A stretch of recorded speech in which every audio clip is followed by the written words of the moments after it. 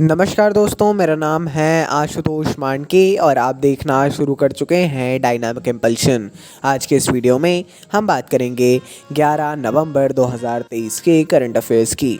और अब जब आपने वीडियो के थंबनेल पर क्लिक करते हुए वीडियो देखने की शुरुआत कर ही दी है तो अंत तक ही जुड़े रहिएगा हमारे साथ, क्योंकि आप सभी लोग जानते हैं कि ज्ञान को कभी भी अधूरा नहीं छोड़ना चाहिए, है ना। इसी बात के साथ पूरे फोकस के साथ बिल्कुल आराम से शुरू कर रहे हैं आज के इस वीडियो को, आज की पहली जानकारी के साथ। पूरे स्ट्रेस को छोड़ते हुए देखते हैं वीडियो को।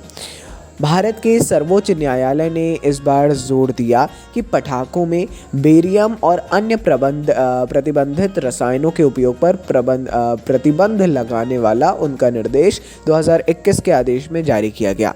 न केवल राष्ट्रीय राजधानी क्षेत्र NCR बल्कि पूरे देश पर यह लागू होता है। हाल ही में ये सर्वोच्च न्यायालय ने बताया कि जो 2021 में एक आदेश जारी किया था, पढ़ लीजिएगा 2021 वाले आदेश को।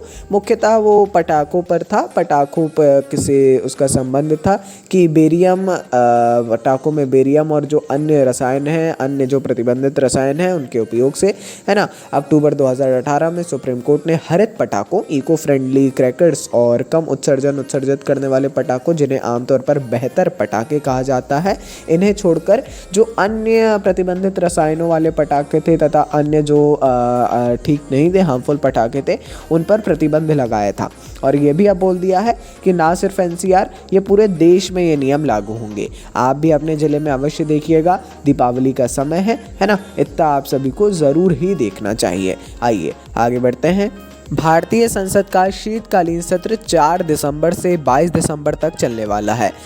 हाल ही में 9 नवंबर को केंद्रीय संसदीय कार्य मंत्री प्रहलाद जोशी जी के द्वारा घोषणा की गई कि संसद का शीतकालीन सत्र 4 दिसंबर को शुरू होगा तथा 22 दिसंबर तक चलेगा।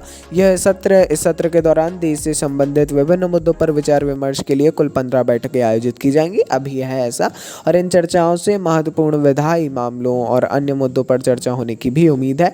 देखते हैं कैसा क्या होता है। बहुत ही अच्छी बात है, इंपॉर्टेंट क्वेश्चन है, इंपॉर्टेंट जानकारी है ना। सत्र क्यों बुलाया जाता है, कब बुलाया, मतलब ये बिल्कुल बेसिक भी यदि आपको नहीं पता है तो ज़रूर ही आपको पढ़ना चाहिए इसके बारे में। बेसिक नॉलेज वो बहुत ही ज़्यादा इंपॉर्टेंट है, ठीक है। आइए आगे बढ़ते हैं, देखते हैं अगली जानकारी को।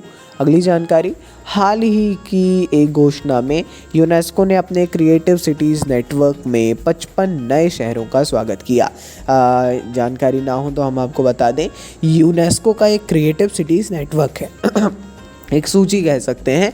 इसमें उन्होंने हाल ही में 55 नए शहरों को जोड़ा है। ये जो नेटवर्क है, इसमें शहरी विकास में एक रणनीतिक कारक में रचनात्मकता को बढ़ावा देने के लिए ये केंद्रित होती है।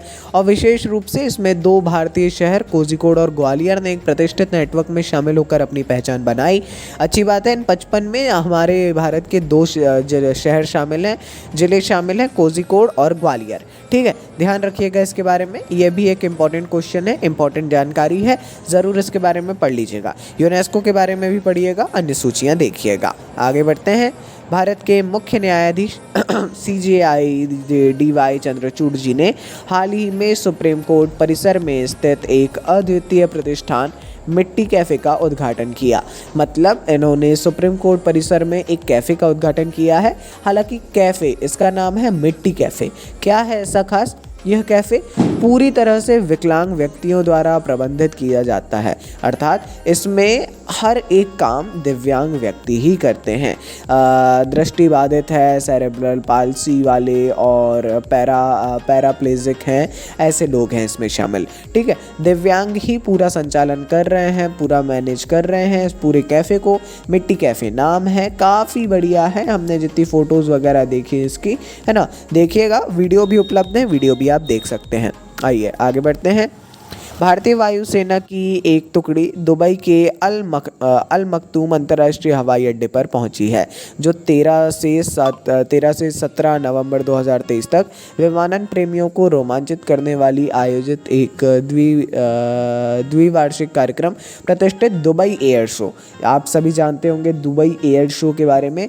दुबई एयर शो में उनकी भागीदारी का संकेत है, ठीक है। इंडियन एयरफोर्स की टुकड़ी दुबई के अल मखतूम अंतर्राष्ट्रीय हवाई अड्डे पहुंच चुकी की है, अर्थात भारत भी इसमें साझेदारी कर रहा है 13 से 17 नवंबर। ठीक है, ये डेट आप लोग याद रख सकते हैं, रखिएगा याद। ठीक है, दुबई एयर शो के बारे में थोड़ी जानकारी ले लीजिएगा, क्यों आयोजित किया जा रहा है, कब से किया जा रहा है। बहुत बड़े स्तर पर किया जाता है, आप देखिएगा, फ़ोटोज़ वगैरह ज़रूर आएंगी, हम भी देंगे, आप भी देखिएगा। आगे बढ़ते हैं। हैंसन रोबोटिक्स और पोलिश संचालित कंपनी डिक्टाडोर ने मिका नामक दुनिया के पहले ह्यूमनॉइड रोबोट का CEO नियुक्त किया है।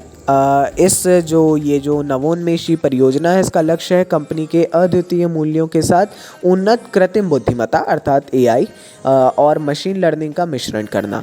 ठीक है, हैंसन रोबोटिक्स और पोलिश संचालित कंपनी है एक डिक्टाडोर, इन्होंने मिका नामक दुनिया के पहले रोबोट को, ह्यूमनॉइड रोबोट है, इसका CEO नियुक्त किया है। ये एक काफ़ी ज़्यादा बड़ी न्यूज़ है, पहली बार ऐसा देखने को मिला। ज़रूर इसके बारे में पढ़ लीजिएगा, ज़रूर देख लीजिएगा इसके बारे में। बाकी ये थी आज के इस वीडियो की अंतिम जानकारी। कोई भी कन्फ्यूज़न हो आपको किसी भी टॉपिक से रिलेटेड, हम सदैव उपलब्ध हैं कमेंट सेक्शन में, आप कभी भी कुछ भी पूछ सकते हैं। बाकी ऐसी ही जानकारियों के लिए आप हमें सपोर्ट भी कर सकते हैं, है ना। अपन मिलते हैं ऐसी ढेर सारी जानकारियों के साथ अगले वीडियो में, है ना। ऐसा ही सपोर्ट करते रहिए। नमस्कार, डायनामिक इम्पल्शन।